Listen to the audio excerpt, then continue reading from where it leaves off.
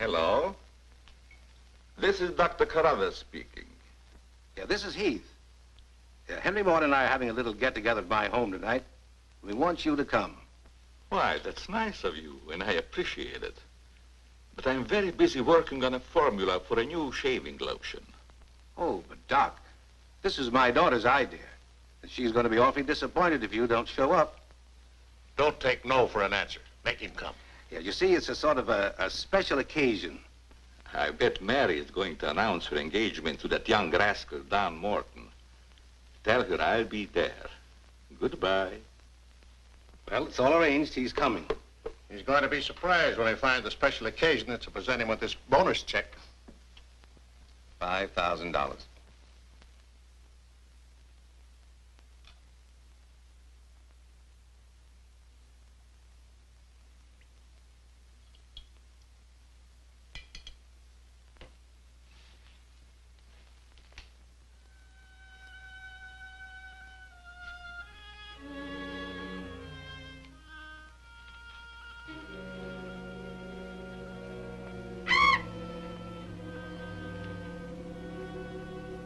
Good.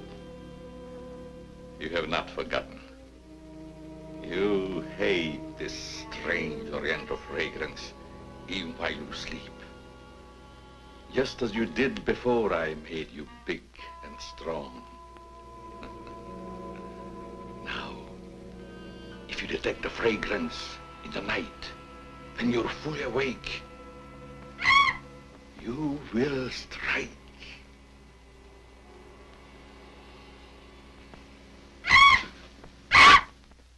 Yes, you will strike to kill. Now, Doc's late. Wonder if he's been called out on a case. Perhaps I'd better phone him.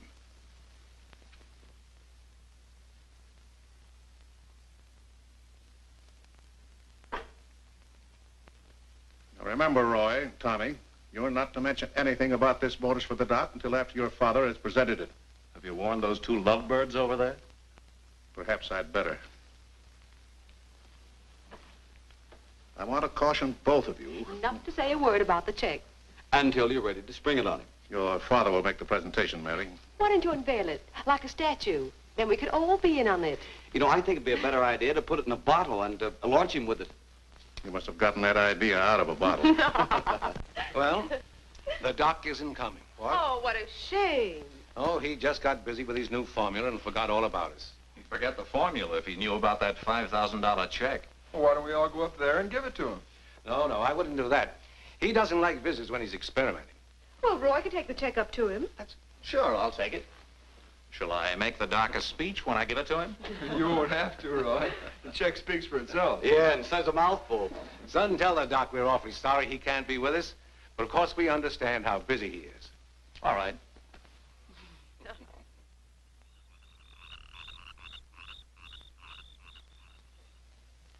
Just a minute, Roy, and I'll be with you.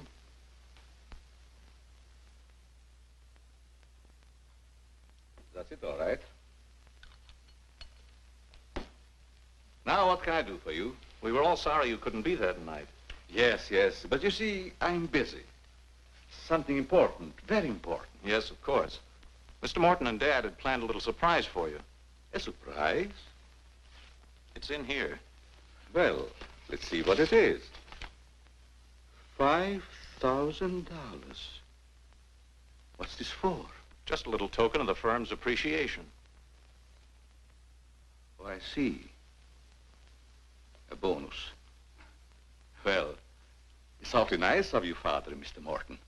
I will thank them personally tomorrow. I'll tell them, Doctor. Well, aren't you curious about my new formula? Yes, of course, only I didn't want to be inquisitive. What is it? A new shaving lotion. Smell it. Pretty strong, isn't it? No. The scent evaporates a short time after you've used it. Try a few drops. Now rub it on the tender part of your neck. Here.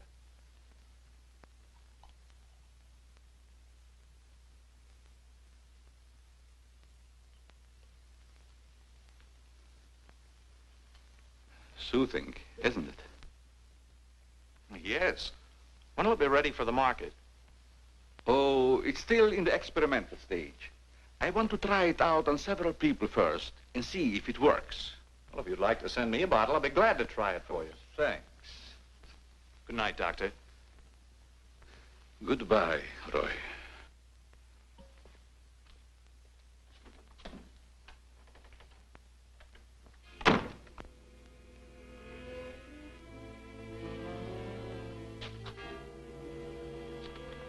Lovely check, isn't it, Doctor?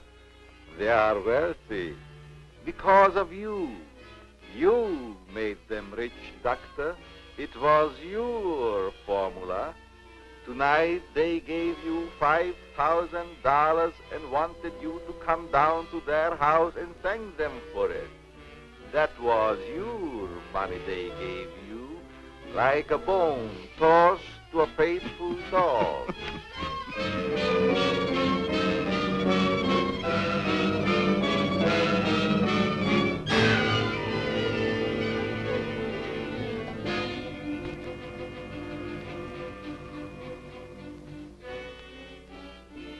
You should be very grateful, Doctor, very grateful. They are rich and happy, thanks to you. And what have you got, Doctor?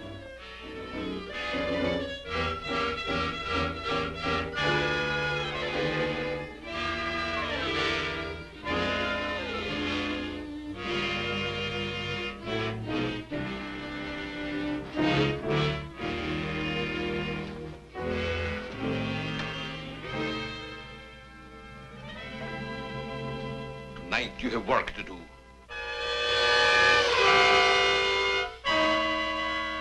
It's time you were on your way.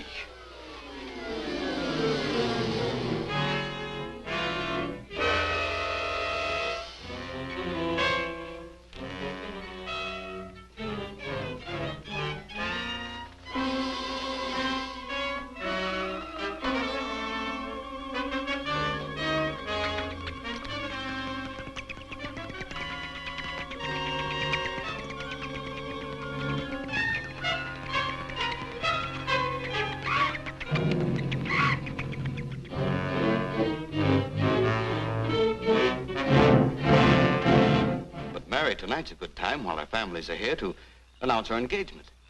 Look, Don, I've loved you a long time, ever since we were kids. But I'm afraid it's been more like a sister. Well, I had no idea you felt that way.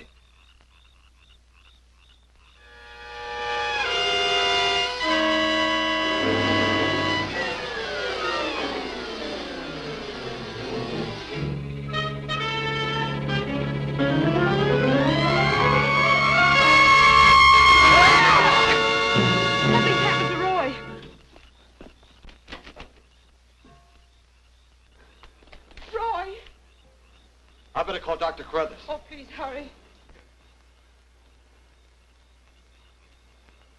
There's nothing I can do. You mean he's dead? Yes, I better call the coroner. You think it's murder? I don't know. I never saw anything like it before. The jugular vein is severed.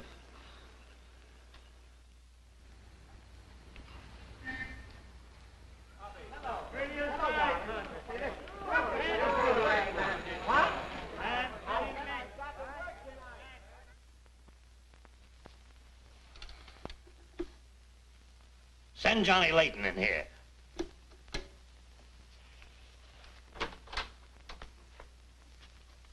Well, what have I done now? Who wants me fired this time? Nobody yet, but it's still early. This came in from Heathville. It's a mystery killing. Old Martin Heath's son. Who's Martin Heath? Who's Martin Heath? Say, have you ever had a date with a girl? A girl? Oh, yes, a girl. I believe I did take a girl out once. Well, did she smell sweet? Of course she smells sweet. Most girls do. Well, that's because of Martin Heath Cosmetics Limited. They make all that goo that the women put on their faces so they won't have to wash them with soap and water. I get it. A big man, huh? Yes, and a big advertising account. Grab yourself a photographer and get along over there to Heathville. The coroner's holding an inquest. Find out who really killed old man Heath's son. Okay, McGetty, I'm on my way.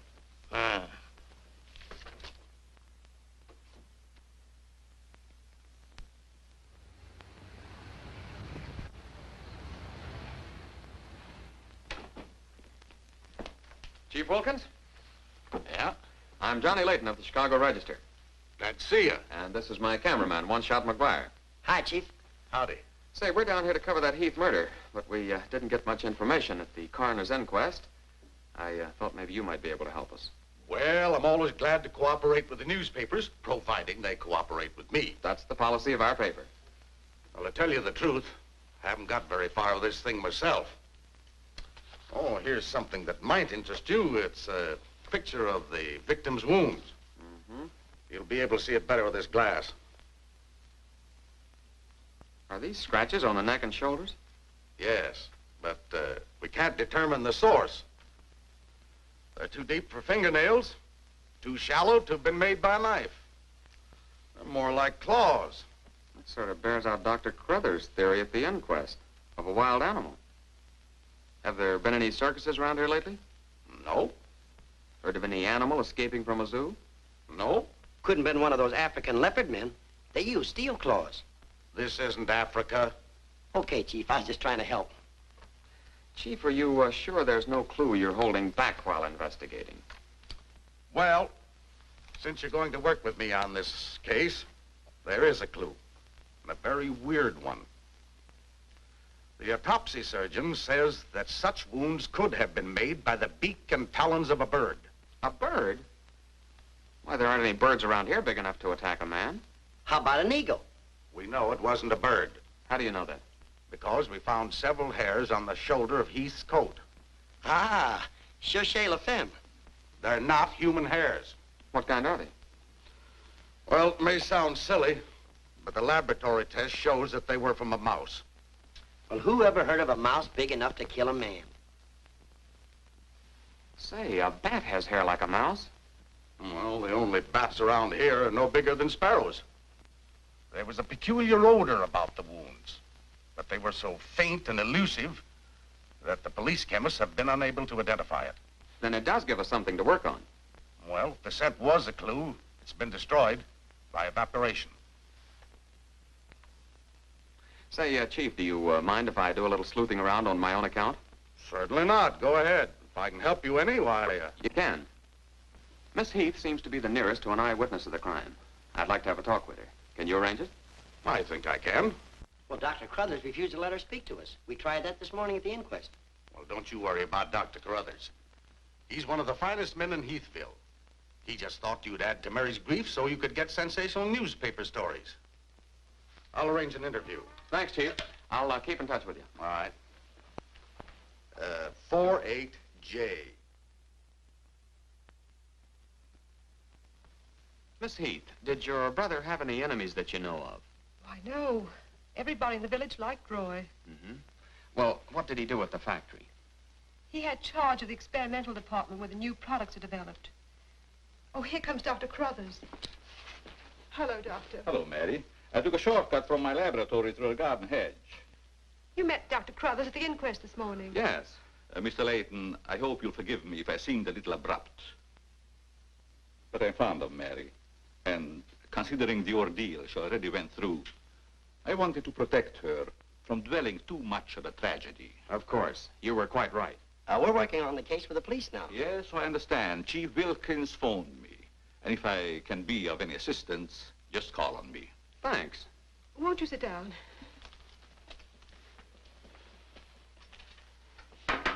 Shall I serve, mademoiselle? No, Maxine, I'll do it. You may go now. Oui, mademoiselle. Do you take sugar, Mr. McGuire? Huh? Oh, no, ma'am, never. In fact, I don't even take tea. If you'll just deal me out, I'll take a look around. I may dig up a clue.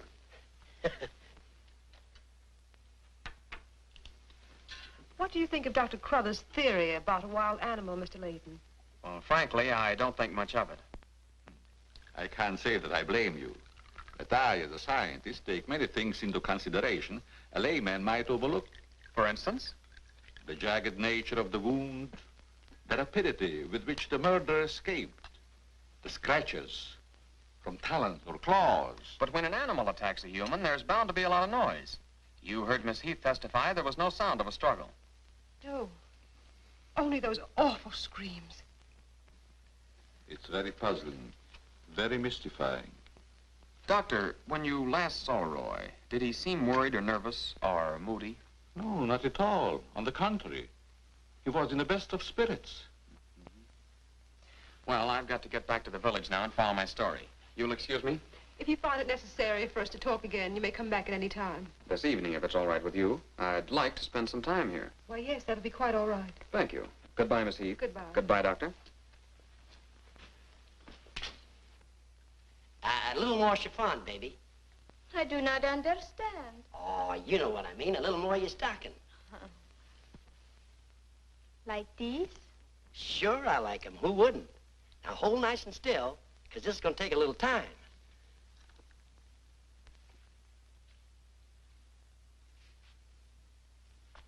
Well, if you're going to shoot, shoot. Right away, Johnny. I was just trying to get the focus. Mm-hmm. I got it. And not bad, either. I'll be back in a minute, Frenchie. And don't worry none about those werewolves, because nothing's going to harm you while I'm around here. You make Maxine feel so calm.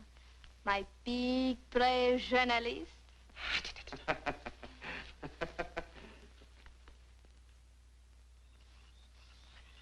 This is my idea of nothing at all. Sitting here waiting for an animal to give us an argument. Look at that moon.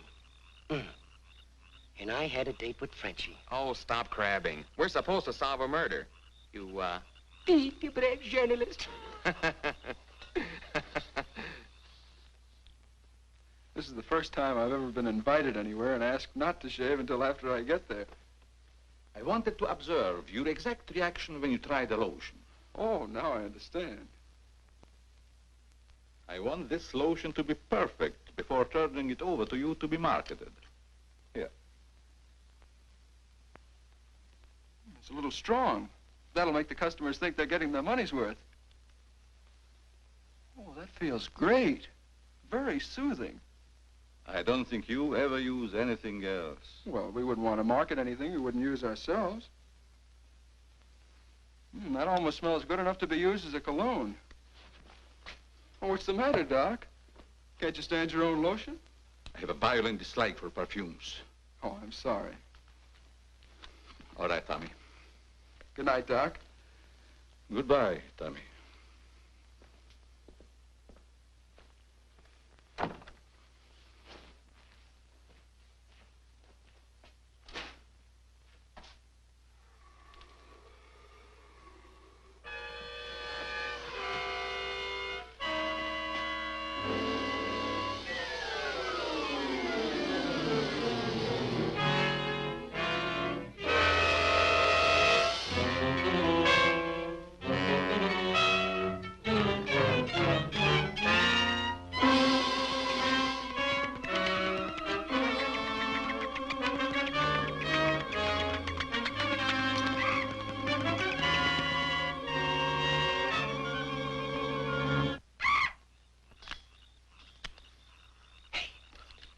What's that? Where? Over there, something's moving.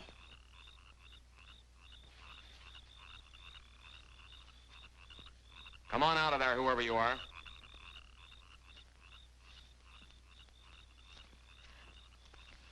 What are you doing out here, Miss Heath? I thought you might want some company. Shall we sit down? You know, you shouldn't be wandering around the garden at night after what's happened. Neither should you. Well, but it's part of my job. Mine, too. Roy was my brother. Be careful, I think it's Tommy.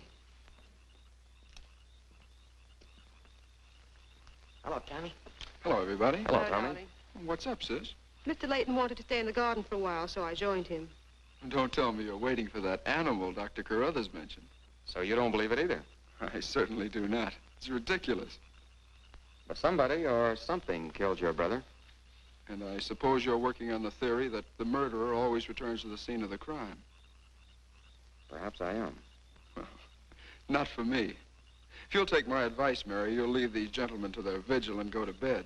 That's what I'm going to do. Good night. Good night, Tommy.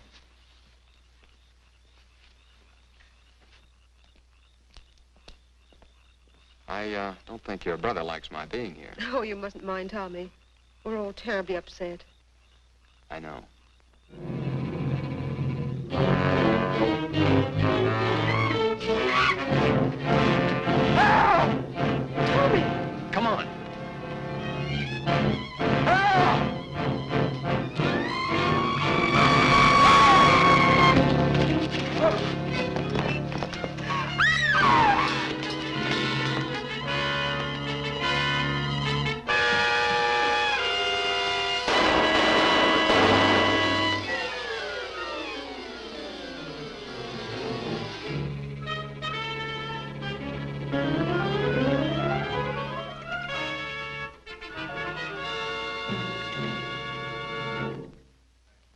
But I'm telling you, McGetty, it was a bat. I saw it kill Tommy Heath.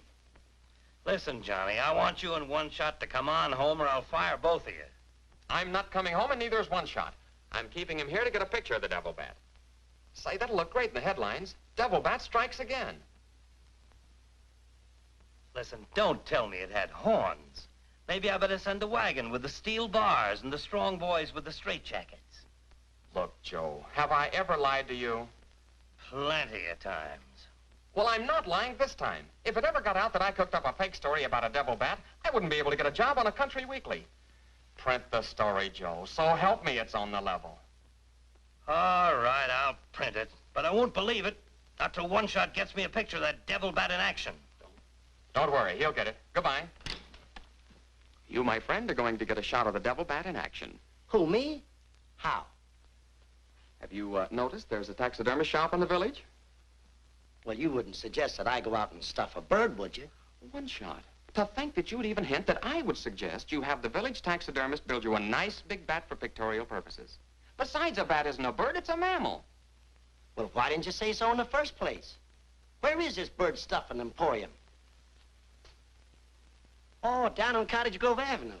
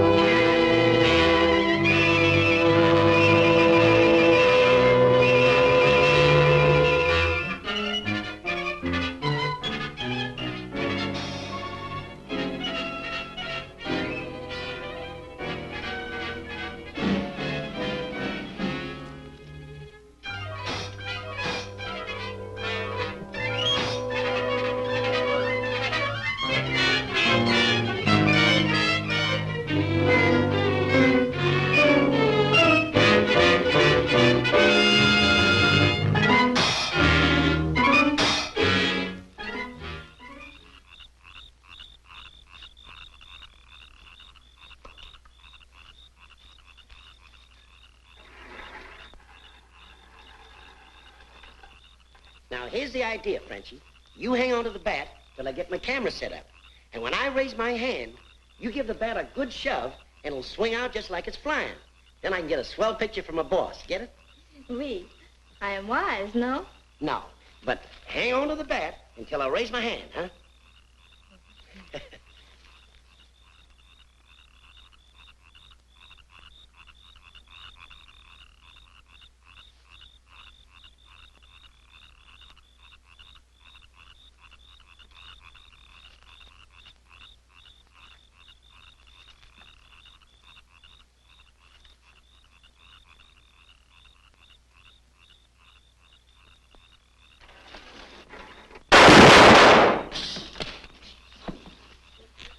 Sherry, are you hurt?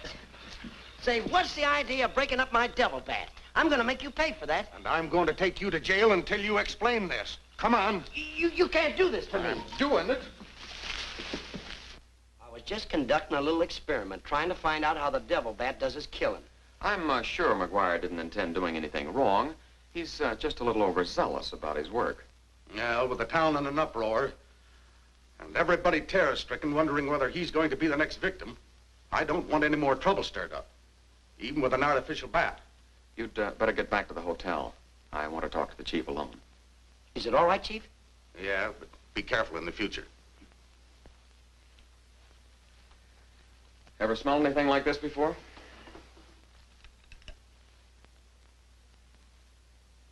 Well, yes. That's the same stuff that's been on every one of the devil bat's victims. Where'd you get it? Found it in Don Morton's bathroom. Find out where Morton got it? No, I didn't want to arouse suspicion by asking questions till after it's been analyzed. You think it has any connection with the murders? That's the way it strikes me, but I can't figure out how. I'll get the police chemist on it right away. I'll snoop around and see if I can find out where Morton got it. Well, it probably came from down at the Heath cosmetic plant. I've men working on a theory of a disgruntled factory employee committing the crimes. It's certainly more than coincidental that all the victims have been members of the Heath and Morton families. Yeah. Looks like a plot to wipe them all out. I wish the rest of them would leave town until this crime is solved. You're worried about Mary, aren't you? Well, yes. I've been urging her to leave, but she won't go without her father. And he insists on remaining here to help clear up the crime. And worse than that, neither Heath nor Morton will let me give them a bodyguard. I guess we'll just have to wait for something to break. Good night, Chief. Good night, Johnny.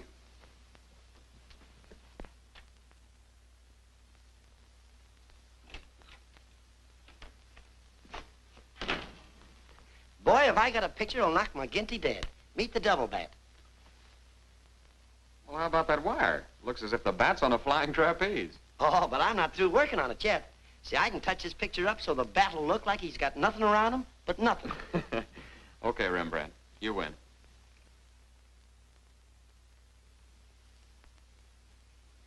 This is your news commentator, Walter King. Tonight we're broadcasting from the little village of Heathville, where an alleged devil bat has claimed 3 victims during the past 6 weeks. You will note that I say alleged devil bat. That, ladies and gentlemen, is because your correspondent has been very skeptical from the start as to the existence of this horrendous creature. I have as my guest in the studio tonight Professor Percival Garland Rains, perhaps the world's greatest authority on animal life.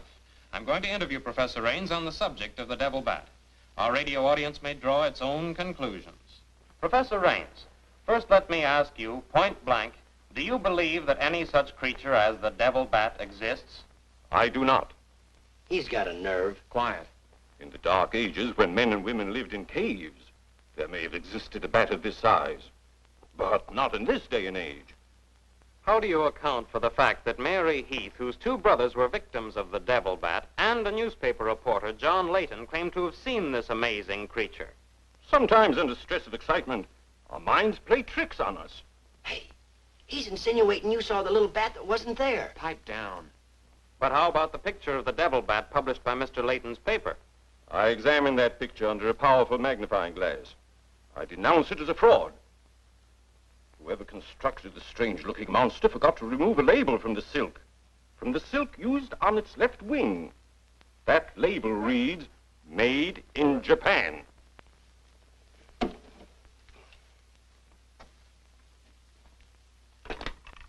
Put through a hurry call to Heathville. I want to talk to Johnny Layton. He's at the Heathville Hotel. One guess who that is. Yeah, McGinty.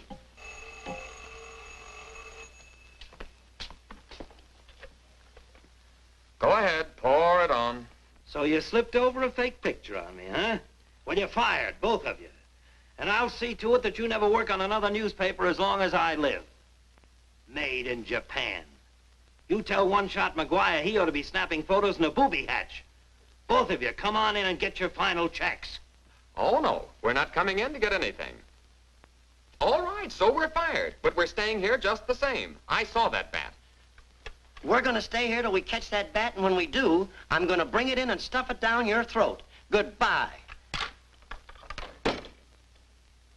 Well, we're fired. Mm-hmm. Again. That's him calling back to apologize. Now, you give him a good scare.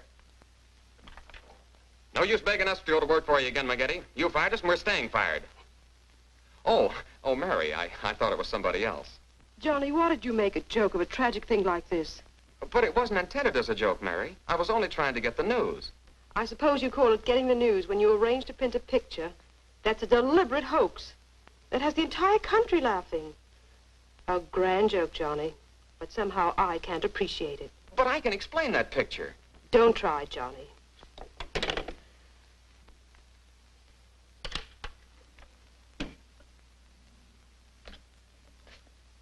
Made in Japan. I ought to skin you alive and nail your hide to a barn door.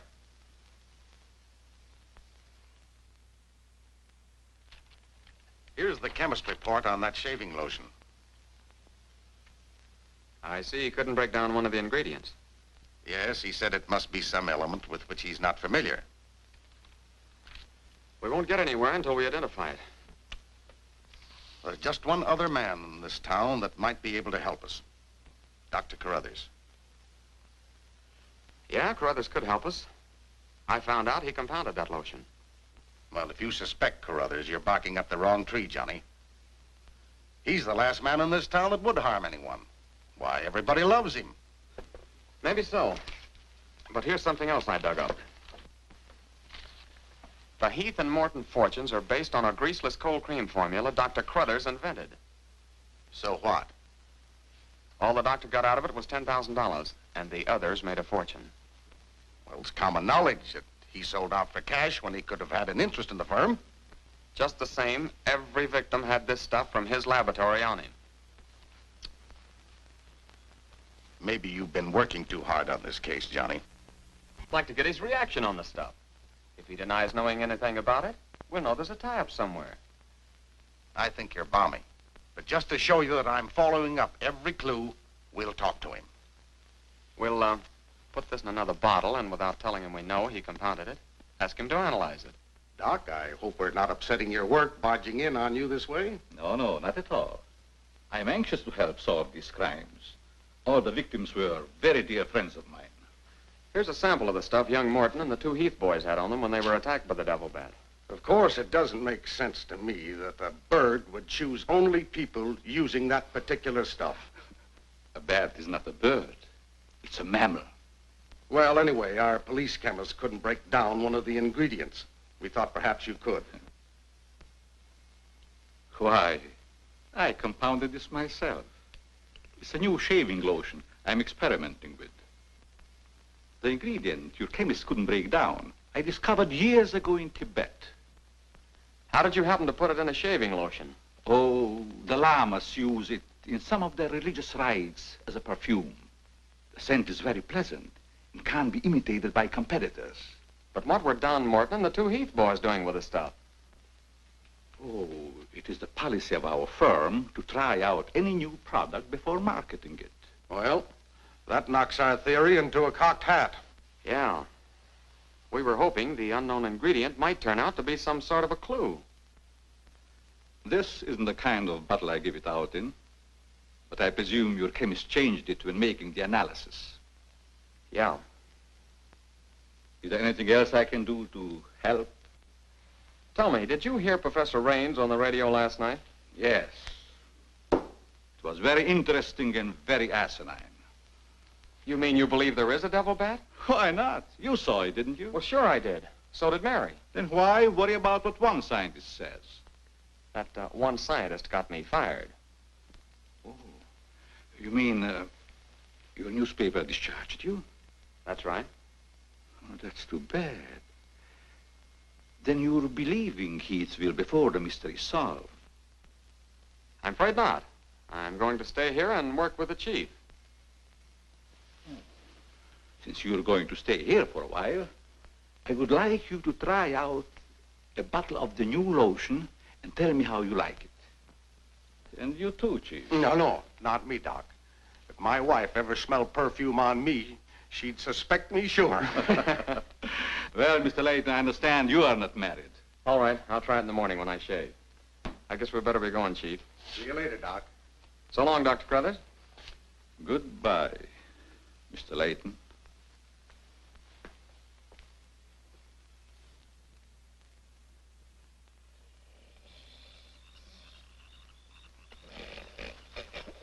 What's the matter? What's the matter?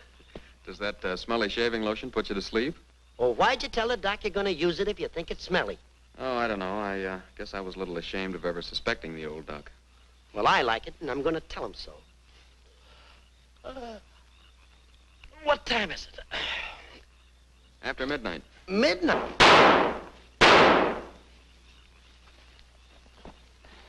You got him. Listen, Johnny, I'm going to cook that bird personally for McGinney, and I'll even stuff it myself.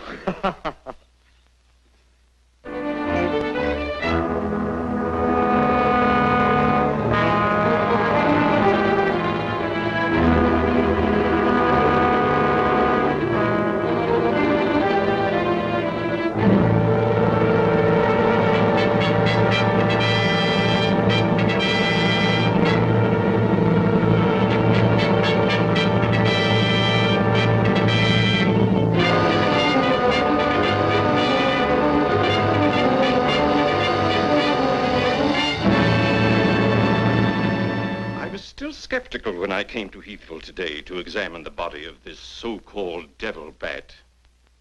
But after seeing it personally and making exhaustive research, I've arrived at the conclusion that the creature is the lone survivor of a type of giant bat which existed in great numbers during the early part of the Neolithic age. Perhaps I should explain for the benefit of some of our listeners that the Neolithic age is that period of antiquity commonly called the Stone Age. Imbecile, bombastic ignoramus.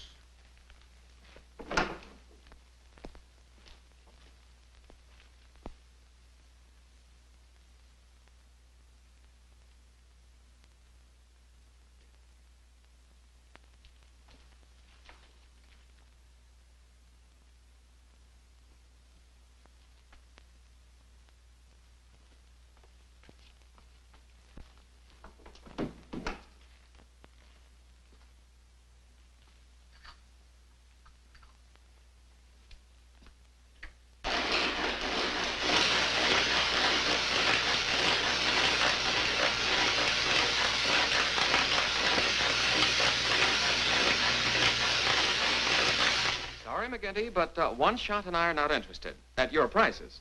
Of course, if there was a raise of, say, $30 plus a fat bonus, we might consider it. You're hold-up men, both of you. I refuse to be robbed. Have it your way, McGinty. Have it your way. But we have the bat's corpus delicti and the exclusive picture. Of course, I've got an eyewitness story that 2 syndicates are bidding for. And don't forget, you got to pay us for the time we were fired. That's better. Now you're talking, boss. Okay, we're working for you again. We'll gather up the loose ends and see you in a couple of days. Goodbye. Come in. Hello, Johnny. Well, Mary. Johnny, I came to tell you that I'm sorry I said what I did the last time we talked. Do you suppose... well, I don't know how to say it, but... I do. Miss Heath, do you suppose that little French girl would apologize to me if I looked her up? Positive she would.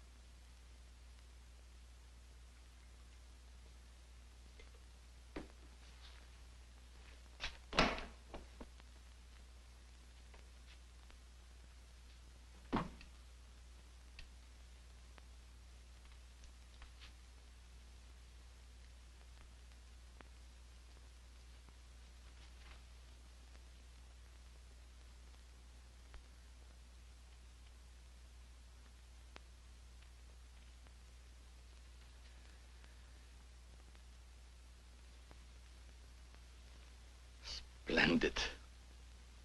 You will be even greater than your unfortunate predecessor.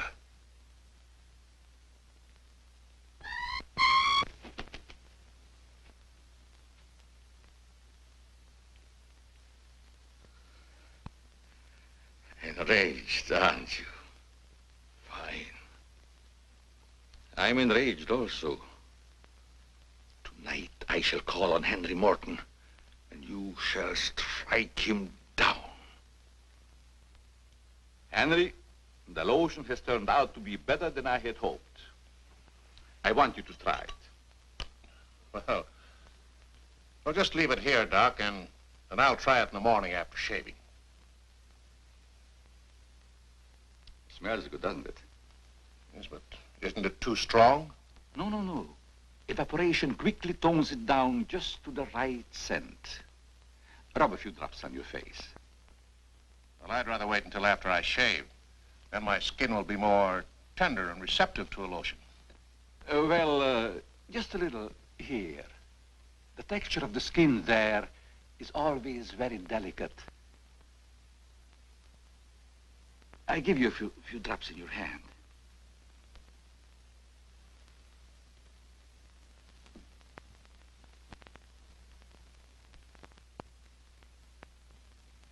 I hope you're right about that scent evaporating quickly. I smell the high heavens. Perhaps that will be the secret of its success.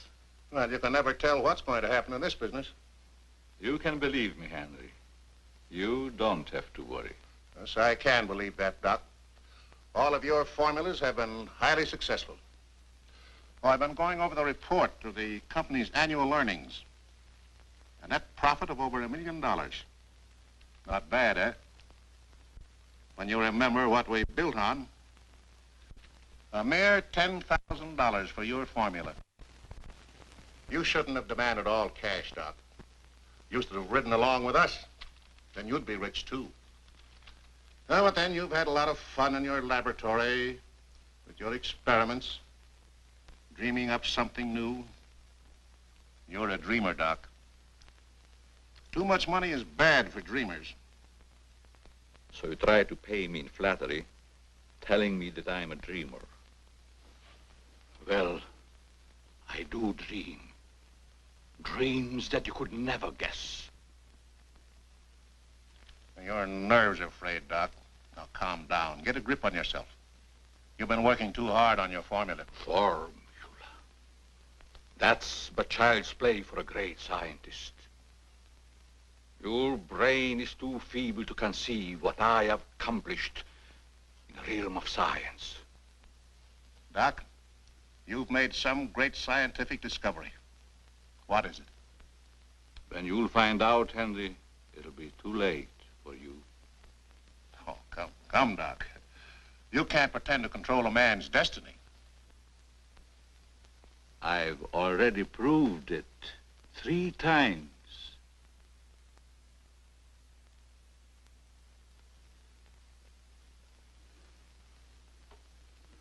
I'm sorry. Perhaps you're right, Henry, about my working too hard. I guess I'm a little tired. I better go home and get some rest. Sure. A night's sleep will do you good. Good night, Doc. Goodbye, Henry.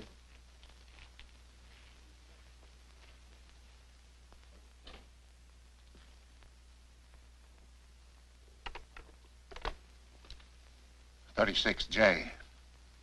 Hello? Oh, that's you, Martin? Yes, Henry. I want you to call Chief of Police Wilkins to come to your house immediately. It's very important.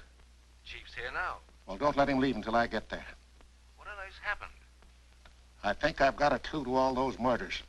It may peter out, but if half what I suspect is true, it's the most diabolical plot that a madman ever concocted. What is it? Talk about the absent-minded professor. I forgot my hat. Henry, what is it? I'll tell you all about it when I get there. I hope I didn't intrude on a private conversation. No, nothing important.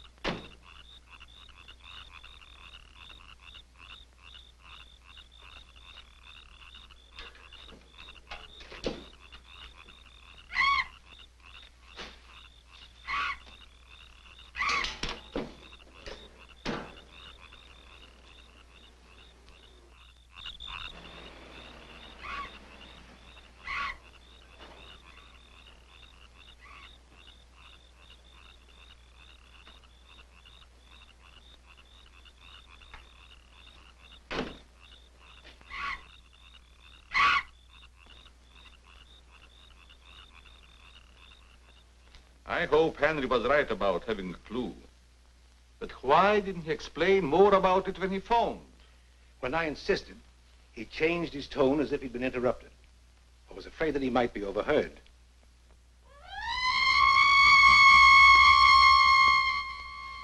What is that squeaky sound? Oh, just some night noise. Help!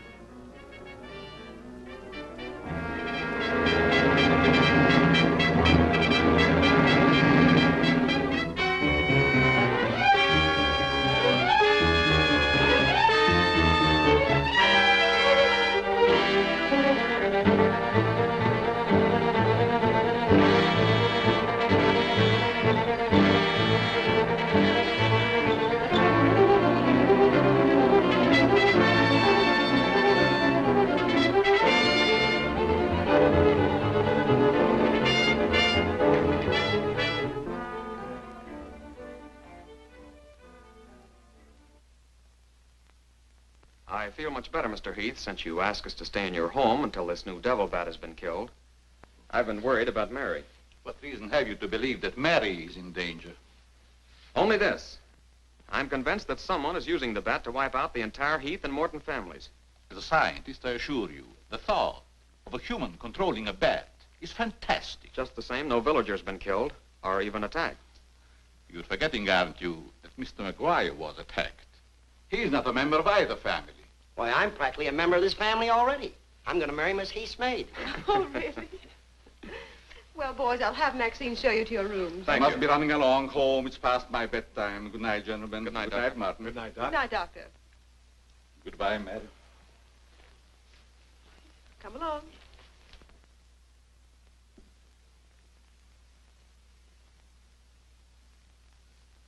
Maxine? Oui, mademoiselle.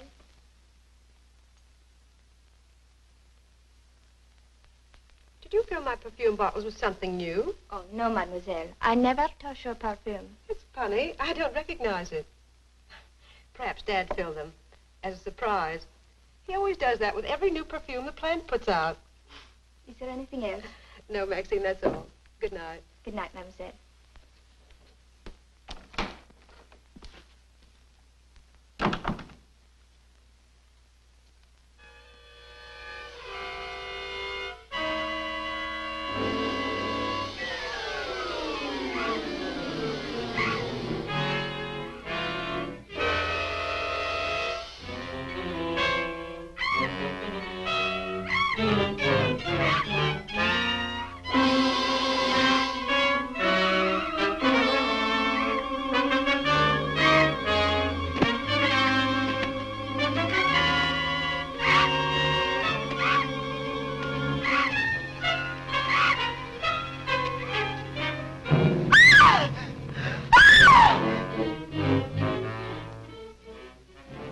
Mary, what happened? It was trying to get in the window. A big bat. Oh, it was awful.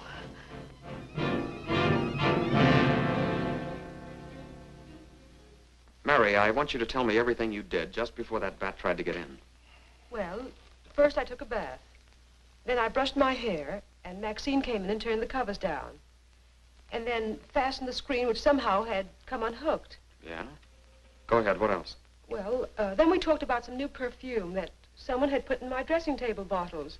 Dad, did you put any new perfume in my bottles? No, I didn't. Is this the stuff? Yes. Tony, this smells like... Hey, quiet. I've got a hunch that I want to follow up, and I'll need everybody's cooperation. We'll do everything we can. Of course. What's Carruthers' number? 48J. Operator, give me 48J, please. Hello, Dr. Carruthers. This is Johnny Layton. That's right. Something terrible has happened to Mary. Can you hurry over? I'll be right there. Good. Oh, Johnny, I'm all right. I don't need a doctor. That's where the cooperation part comes in, Mary. You'll have to pretend to be a nervous wreck. Mr. Heath, you in one shot must help her trick Dr. Carruthers into staying here as long as you can. Where are you going, Johnny? To, do a little private bat hunting.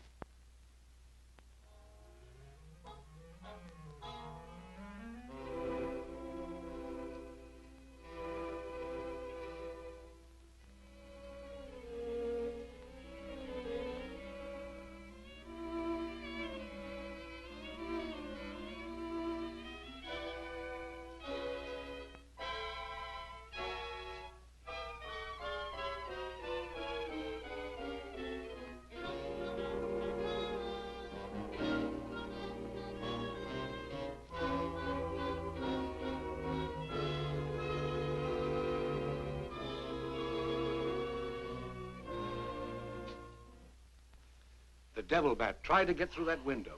If she's suffering from fright, I give her a sedative. Where's Mr. Layton? Why, I guess he's out in the garden hunting the devil bat. Layton is a very brave young man. Give Miss Heath one of these every half an hour. Oui, doctor. It will quieten her nerves. But, Doc, hadn't you better stay until she's quieter? She'll be all right in the morning. Hey, Doc, I don't feel so good myself. Would you mind taking my temperature? You look perfectly well, Mr. McGuire. Well, you ought to see my tongue. It looks just like a squirrel's tail. Look. Try some calomel.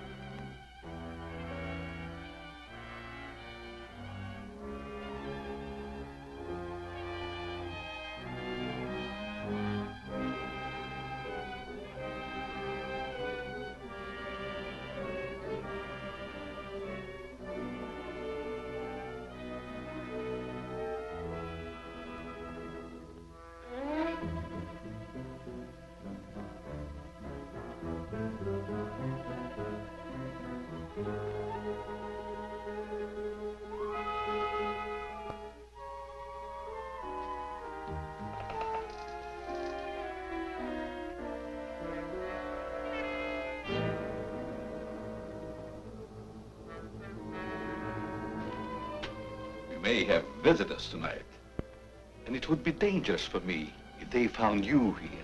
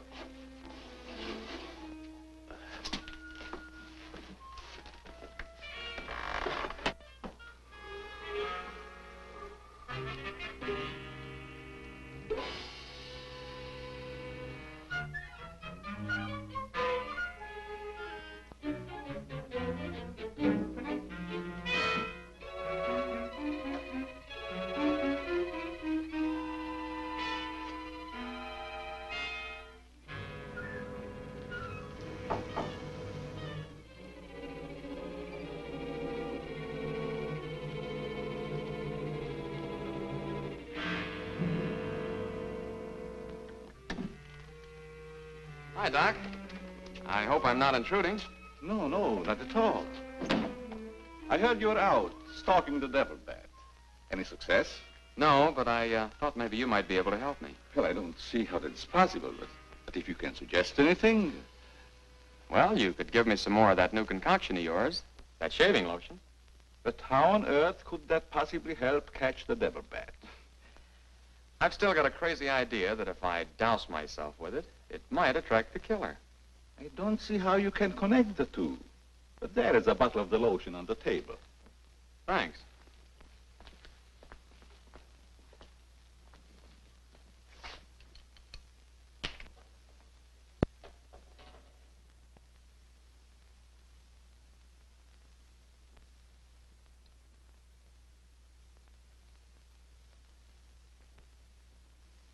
You see, Doc, I figured out something.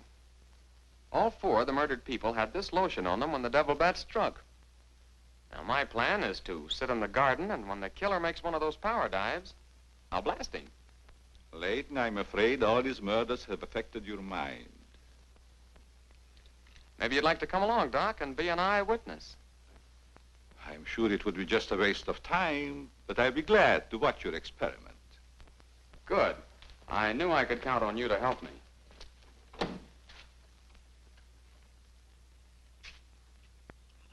I tell you, Layton, expecting a bat to be attracted by the scent of a lotion is all foolishness. I think I better run around. Ah, sit down, Doc. The devil bat's behind schedule tonight.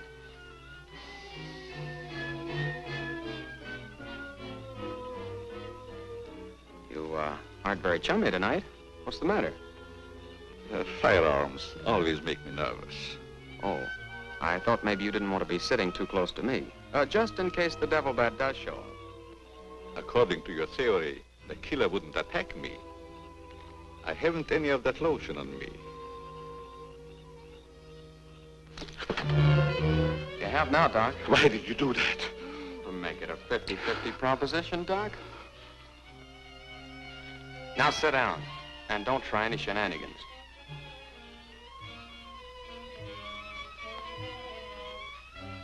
Not so funny when it's your own jugular vein that's in danger. Is it, Doc?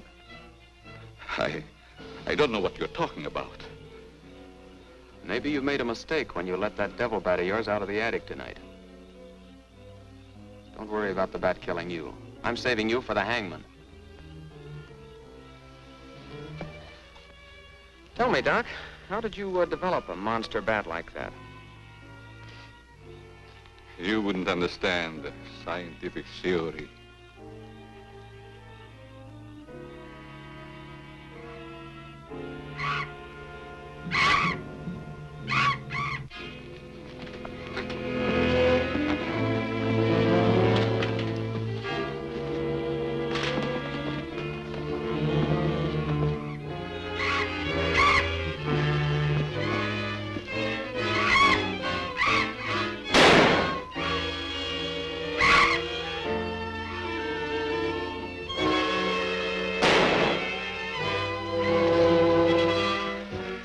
Chief, what are you doing out here? Young fellow, don't think that you're the only man working on this case. And it was lucky I was here, too. Thanks. Did you kill the devil bat? No, he got away. Well, here's one bird that didn't get away, and he's the murderer we've both been looking for. Quick, shoot it!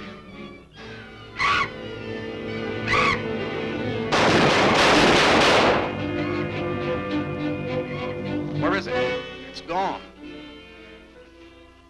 And so's the doctor. Did you get the bat? What happened? Doc Carruthers is the murderer, and he's hiding somewhere in the garden. You fellows get back to the house and guard Mary. Come on.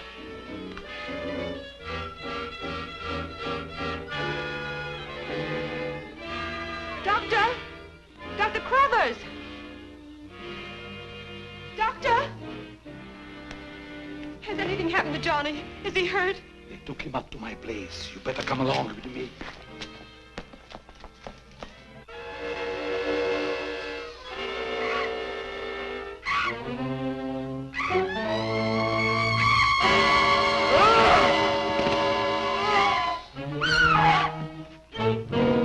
That was Mary.